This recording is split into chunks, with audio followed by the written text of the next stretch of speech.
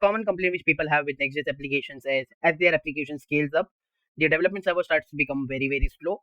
I have worked with some projects in the past where the time it takes for the page to be built for the first time is over 15 seconds, which is crazy if you have an application which has lots of pages, which, let's be fair, is most production applications.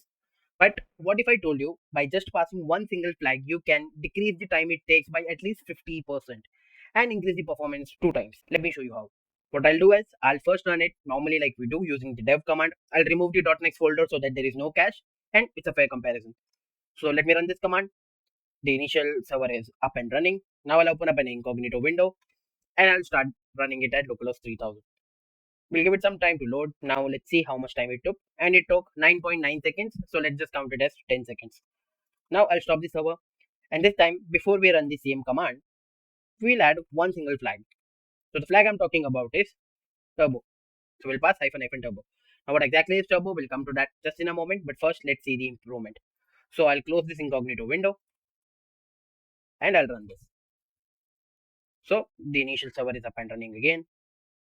Let me run it again, localhost 3000. And boom, this was done in 4.6 seconds.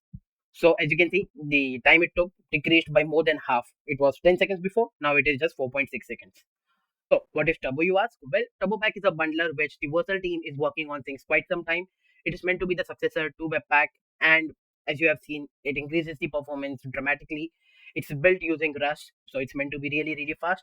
So why is it not enabled by default then? Well, the thing is, it passes all their test cases for development, but for production, it still fails in a few test cases.